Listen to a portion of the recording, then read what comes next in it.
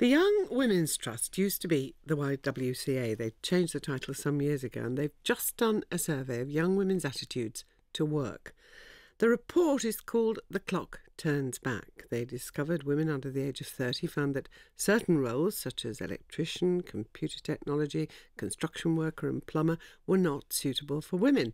And a significant number thought mothers were irresponsible for going out to work. Well, why? Well, Belinda Brown writes for the website Conservative Woman. Dr. Carol Easton is the chief executive of the Young Women's Trust. Carol, why did you embark on this research? Young Women's Trust supports and represents disadvantaged young women, and we're particularly interested in financial and emotional well-being. We'd done other research which showed that young women, high numbers of young women, very anxious about their finances, that more young women are not in education, employment and training than young men, despite what many people believe. And also they told us that they're being funneled into quite a narrow range of work opportunities. So they're being narrowed, and those that are not working told us in large numbers that they want to be able to work. So with that background, we embarked on this piece of research to understand more about, are they still in a similar circumstance, and what are their attitudes to work. So, Belinda, why do you suppose a relatively high percentage, I think it was 30%, saw certain jobs were unsuitable for women? I think that's just how they see things. What seems to be happening is that today's young women are prioritising childcare and family roles much more than the previous generation. With Jeff Dench, we did a report, Family Strikes Back, which was based on British social attitudes data, a sample size of over 3,000 respondents. And we found in 2012 there was this switchover where more and more of the younger generation started having views which were similar to their grandparents. They start to express appreciation of family roles, childcare, housewife roles. And why this is happening, it's difficult to say, but I imagine that, we've had 50 years of a very strong focus on getting women into the workplace. And now women are sort of taking stock of this. They've seen their mothers and how they're struggling to do both things.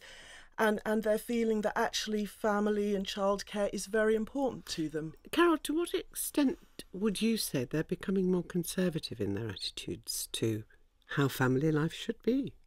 It seems from our research and what Belinda's saying that they are more conservative. I think the reason for that is complicated. It may be that my generation, we could be more optimistic about change, and young women are responding also to what they see. Many areas of work have remained stubbornly male-only preserves. And we have some clues at Young Women's Trust from research and what young women have told us.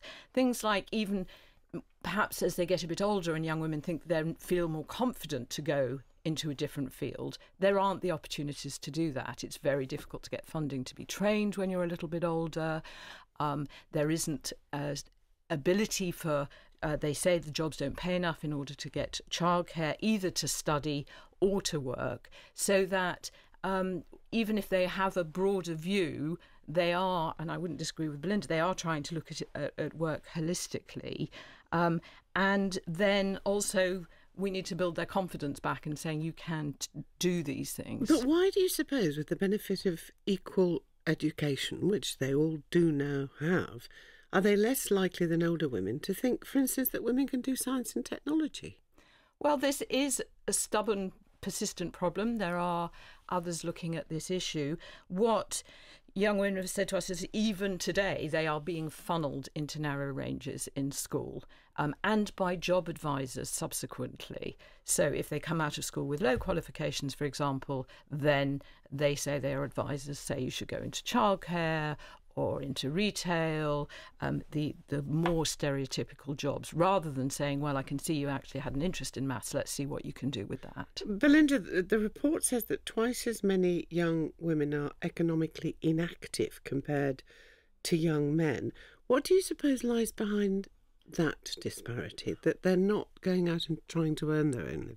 Yeah, I think 24% of those young women are parents. So the fact, whereas 1% of men in the findings was a parent. So I think that basically it's because of their parenting role and the fact that they've got young children and are staying at home. I mean, when I actually looked at the data in terms of equal opportunities, I found that while 24% of women were looking for employment, it was 33 or 34% of men were looking for employment.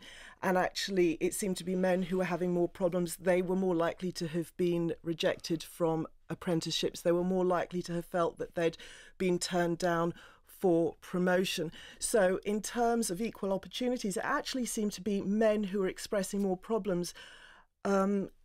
So I think that the women out of the NEET is actually to do with women's parenting roles. How would you like to see government policy address the kind of findings that Carol's organisation has made?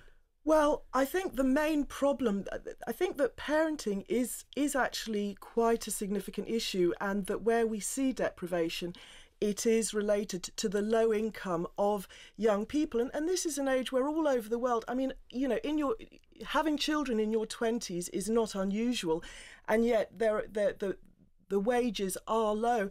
And I think that, you know, young men and young women need to join together to address things like the minimum wage and 0 hours contracts. So young men and women both need to do this. And I think the other issue is single parenthood. And we need to look at why there are so many single parents. And I think that this is related to the fact that there is that men are having a lot of difficulties getting qualifications, getting work, and we do need to. You know, women are rejecting. Let me just go to Carol just to finish. Carol, what are you hoping to achieve with the report, briefly? Well, we are hoping Young Women's Trust wants to raise awareness of the situation for young women. We also think that there is a need for many things to be done, including enforcement of the national minimum wage, increased support to encourage young women to have the confidence to go more broadly, and improved employment practice. I think there's things that can be done to encourage women into a broader range of activities. Dr. Carol Easton and Belinda Brown, thank you both very much.